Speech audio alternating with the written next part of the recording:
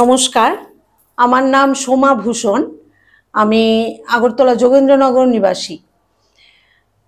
আমি গত ২-২.৫ বছর ধরে খুব মানসিক অশান্তির মধ্যে দিন কাটাচ্ছিলাম। তো আমার মানসিক কোনো স্থিরতা ছিল না। আমি দিন দিন মানসিকভাবে বিপর্যস্ত হয়ে পড়ছিলাম। পারিবারিক কিছু সমস্যা ছিল, তাছাড়া আমার ব্যক্তিগত সমস্যাও কিছু ছিল। তো তখন থেকেই আমি মনে মনে আমি খুঁজছিলাম যে এমন যদি কোনো একটা মেডিটেশন সেন্টার পাওয়া যায় ত্রিপুরাতে, যেখান থেকে আমি লাভবান হতে পারবো। তো একদিন ফেসবুক ঘাঁটতে ঘাঁটতেই হঠাৎ করে সার্চ করলাম, সার্চ করেই এই মহাদেব পিরামিড সেন্টারের কথা আমি জানতে পারলাম। এবং সেদিন রাত্রিরে, তখন প্রায় রাত 12টা বাজে, তখনই আমি সন্দীপ স্যারকে আমি একটা মেসেজ করে রেখেছিলাম। তো যাই হোক, তারপর দিন সকালবেলাতেই দেখি স্যার আমার মেসেজের উত্তর দিয়েছেন এবং সাথে সাথেই বলেছেন যে আপনি কি ধ্যানে যুক্ত হতে চান। তো তখন আমি তখন ওনাকে উত্তর দিয়েছি যে হ্যাঁ, আমি ধ্যানে যুক্ত হতে চাই। সেই দিন ছিল গণেশ চতুর্থী, মানে 27শে আগস্ট। সেই দিনই সন্ধেবেলায় আমি জুম ক্লাসে প্রথম আসি এবং জুম ক্লাসে এসে আমি সবার সঙ্গে পরিচিত হই। তারপর ওই দিন থেকে আমার ধ্যানের যাত্রা শুরু হলো। ধ্যান করতে আজকে প্রায় 14-15 দিন হয়েছে আমি ধ্যান করছি। এই ধ্যানের যাত্রার শুরুর দিন থেকেই আমার মধ্যে অনেক কিছু অনুভূতি এসছে। যেমন একদম প্রথম দিনই আমি যখন ধ্যান করছি তখন আমি দেখেছি যে একটা সাদা আলো যেন আমাকে রাস্তা দেখিয়ে এগিয়ে এগিয়ে নিয়ে যাচ্ছে।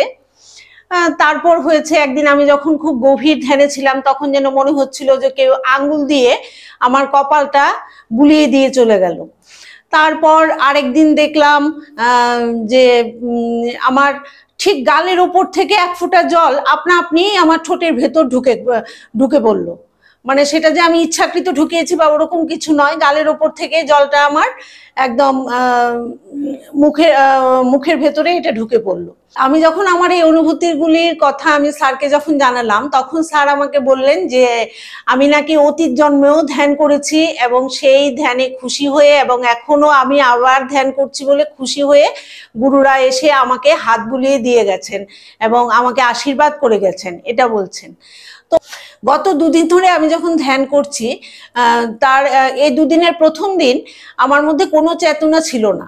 অনেকটা সময় বোধহয় ছিল না, এটা আমি ঠিক বলতে পারবো না। তবে যখন আমার মধ্যে চেতনা ফিরে এলো তখন আমি অনুভব করলাম যে আমার শরীরটা একটা ঝাঁকুনি দিয়ে উঠলো এবং মুখ দিয়ে কিছুটা জল বেরিয়ে পড়লো। আমি সাথে সাথেই তারপর স্যারকে মেসেজ করলাম যে স্যার কি হলো, আমার কি ধ্যানে কোথাও ভুল হচ্ছে? তো তখন স্যার আমাকে বললেন যে না, এটা নাকি অ্যাস্ট্রাল ট্রাভেল করছি আমি। তো আমি যখন স্যারকে বললাম তখন স্যার আমাকে বললেন যে আমার যেহেতু এনার্জি কম এখন, তাই আমি এটা বুঝতে পারিনি যে আমি অ্যাস্ট্রাল ট্রাভেল আমি করছি। তার জন্য যখন আমি মানে আমার চেতনাবিহীন অবস্থাতে আমি সূক্ষ্ম শরীরে আমি ভ্রমণ করে এসেছি। অবচেতন অবস্থায় আমি ঘোরাঘুরি করেছি সূক্ষ্ম শরীরে, ঘোরাঘুরি করে তারপর যখন আমার এই মানব দেহে যখন এসে আমার এই আত্মাটা এসে আবার যখন ঢুকেছে তখনই আমার মধ্যে একটা ঝাঁকুনি একটা এসছে, এটা স্যার বললেন।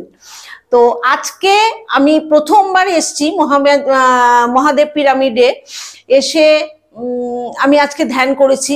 আজকে প্রচুর ঊর্জা পেয়েছি প্রথমত, আর আজকের অভিজ্ঞতা আমার খুব সুন্দর। আজকে কোনো অবচেতন মনের অভিজ্ঞতা নয়, আজকেরটা একদম সম্পূর্ণ চেতনায় আমি বুঝতে পেরেছি যে আমি যখন প্রথম ধ্যান করা শুরু করলাম তখন থেকেই আমার 2 কানের মধ্যেই বাজছে মেঘের গর্জন হচ্ছে। আমি ভাবছি বোধহয় বৃষ্টি হচ্ছে। যাই হোক, কিছুক্ষণ পর দেখলাম যে একটা পাখির ডানায় ভর করে আমি মেঘের ভেতর দিয়ে উড়ে উড়ে উড়ে উড়ে আমি যাচ্ছি। আমার পাখির ডানাগুলো দুদিক দিয়ে আমাকে আটকে ধরে আছে। তো আমি স্যারকে বললাম যে স্যার, ধ্যান শেষে আমি স্যারকে বললাম যে স্যার আজকে আমি এমন দেখলাম।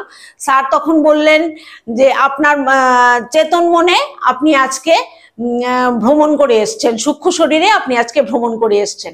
তারপর স্যার আরো বললেন আমাকে যে যদি আবার এরকম দেখি তখন আমি যাতে কমেন্ট করে বলি যে কোনো পাহাড় পর্বতে বা কোনো কৈলাস পর্বতে যেতে বা কোনো মন্দিরে যেতে বা পিরামিড সেন্টারে নিয়ে আসতে, তখনই আমি বুঝতে পারবো যে আমার কমান্ড শোনেন কিনা। তো আমি এই কদিনে আমি আমার মানসিক শান্তি ফিরে পেয়েছি, আমি আমার হারানো আত্মবিশ্বাস ফিরে পেয়েছি, আমি এখন খুব ভালো আছি। আমি এখন সৎসঙ্গের মাধ্যমে অনেকের সাথে পরিচিত হয়েছি, যার জন্য আমার যে একটা একাকিত্বের একটা অনুভূতি ছিল সেটা আমার চলে গেছে। কারণ সবার সঙ্গে আমি এখন গল্প করতে পারি, ধ্যান করি সবার সঙ্গে, সবার অনুভূতিগুলি আমি শুনে শুনে আমার মানসিক অবস্থার এখন অনেক উন্নতি হয়েছে।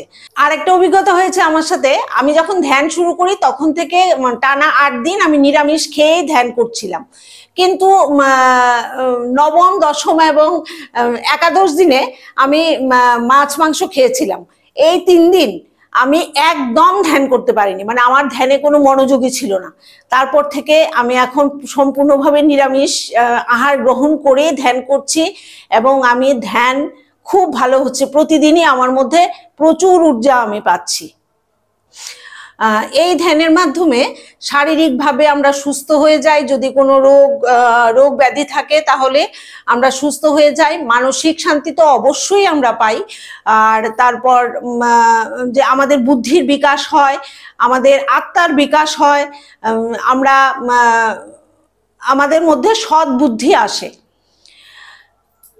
আমি সবাইকে অনুরোধ করব যে আপনারা নিজেদের ব্যস্ত সময়ের মাঝখান থেকে নিজেদের জন্য একটু সময় বের করুন নিজের আত্মার উন্নতির জন্য, যাতে আমাদের ভবিষ্যতের পথটা অনেক অনেক বেশি প্রশস্ত হয়, আমরা যাতে মুক্তির দিকে এগিয়ে যেতে পারি এবং আমরা যাতে সবাই খুব সৎভাবে জীবনযাপন করতে পারি। কারণ ধ্যানের মাধ্যমে আমাদের মানসিক প্রসার হয় এবং আত্মার সাথে পরমাত্মার যোগ স্থাপিত হয়। তো আমি সবাইকে আবার অনুরোধ করব, আপনারা একটু সময় বের করে এই মেডিটেশন সেন্টারে এসে যোগাযোগ করুন। এখানে সম্পূর্ণ বিনামূল্যে অনলাইন অফলাইন ক্লাস করানো হয়। আপনারা জুমের মাধ্যমে সবাই বাড়িতে বসে ক্লাস করতে পারবেন। ক্লাসটা হয় সকাল 5টা থেকে 6টা এবং রাত্রি 8:30 থেকে 10টা অবধি, এবং প্রতি রবিবার মহাদেব পিরামিড মেডিটেশন সেন্টারে বিকেল বেলায় ক্লাস হয়। আপনারা আসুন, আপনারা স্যারের সঙ্গে যোগাযোগ করুন। আমাদের যে ফেসবুকে যে অ্যাকাউন্ট আছে মহাদেব পিরামিড সেন্টার ত্রিপুরা, এটার মধ্যে স্যারের নাম্বার আছে, যোগাযোগের ব্যবস্থা আছে, আপনারা এখান থেকে স্যারের সঙ্গে যোগাযোগ করতে পারবেন।